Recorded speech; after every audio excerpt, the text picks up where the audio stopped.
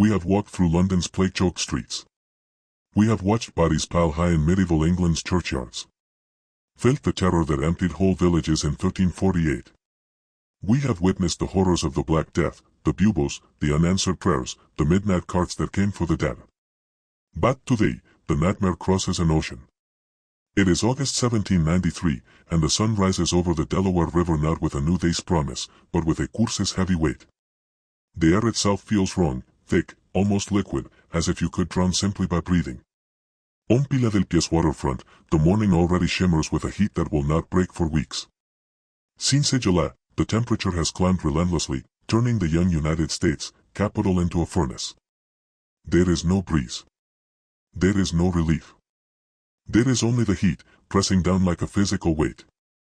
Walk with me down to the docks. Do you smell that? Beneath the salt and tar, there is something sweeter, more sinister. Rotting coffee beans. Hundreds of barrels, spoiled in the August sun. Their contents ferment into a dark, foul syrup that seeps between the cobblestones. The water in the port don't move. It sits stagnant, breathing. For months, refugees from San Domingue have been arriving, fleeing their own revolution, bringing nothing but the clothes on their backs and something invisible, something that thrives in this oppressive heat. The dock workers avoid certain wharves now. They've seen bodies carried off the ships. Passengers who were healthy departing Haiti, dead before reaching Pennsylvania saw. But Philadelphia is too busy, too confident, too important to stop and worry about a few sick sailors. The sun climbs higher. The heat presses down like a hand upon your chest. And somewhere in the warren of wooden houses and narrow alleys, the day's first victim is already burning with fever. Philadelphia in 1793 isn't just any city. It is the city, the capital of the United States, the Athens of America. George Washington himself walks these streets, conducting the business of a nation barely 10 years old. Congress meets here. This is a city that believes it has left behind the old world's filth and superstition. But walk down any side street, away from the grand thoroughfares, and you'll find the truth. The gutters overflow with sewage. Human waste mixes with animal waste. I love it baking in the August sun into a toxic soup. Peaks root through garbage piled in alleys. The city's water supply comes from wells sitting mere feet from cesspits and burial grounds. The refugees keep arriving from Saint Domingue, fleeing revolution. The merchants see only business opportunities, cheap labor, new trade connections. They don't see bats breeding in the water barrels on those ships, in the cisterns behind houses, in every forgotten bucket across the city. The mosquitoes are everywhere, but mosquitoes are always everywhere in summer. Nothing to worry about. The temperature climbs past 90 degrees. The city's arrogance is absolute. And in darkened bedrooms across Philadelphia, people are beginning to feel cold despite the heat. The first symptom, the one that means it's already too late. The color comes first. That's what separates this plague from the nightmare that stalked medieval London. No bubo swelling in the groin and armpits. Instead, the victims turn yellow. It starts in the eyes, the whites taking on a sickly, jaundiced hue that spreads across the skin like a stain. Within hours, the afflicted look as though painted with sulfur and bile. The sun beats down on yellow skin under yellow skies, and the city begins to understand that something is catastrophically wrong. Dr. Benjamin Rush moves through the streets like a general surveying a battlefield is already losing. A signer of the Declaration, he has become Philadelphia's frontline soldier against an enemy he don't understand. His treatment, the same weapon doctors have wielded for centuries. Bloodletting. Open the vein. Let the corrupt humors drain away. 10 ounces. 20. 30. Some patients are bled 4 times a day until they're pale as ghosts, until they're too weak to even vomit.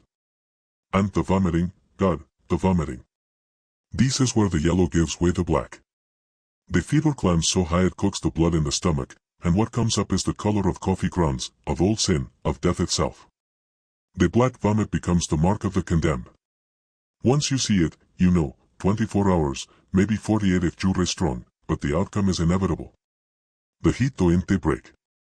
The temperature at 2 in the afternoon feels like it might crack the sky open, and people start to change.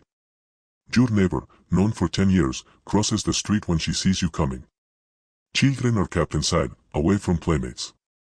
Every cough becomes a potential death sentence. The social fabric that holds civilization together begins to fray. The coffin makers can't keep up with demand. The grave diggers work through the night. And Dr. Rush bleeds another patient and another, convinced that if he can just find the right balance, he can turn the tide. It can't. Nobody can. The invisible army of mosquitoes continues its work. And then the unthinkable happens. The government flees. President George Washington, the man who crossed the Delaware, who endured Valley Forge, leaves Philadelphia, not in the night, not in secret, but openly, loading his belongings onto carriages and departing for Mount Vernon. Congress adjourns indefinitely. Cabinet members scatter to country estates. The machinery of the young republic simply abandons the capital. The message is clear: if the leaders won't they stay, why should anyone else? Those with means follow Washington's example, creating an exodus that clogs the roads leading out. Wealthy families pile furniture and valuables onto wagons, fleeing toward imagined safety. But the surrounding townships aren't this stupid. They set up armed checkpoints, turning away anyone who looks even slightly unwell, anyone who might bring the plague to their doors.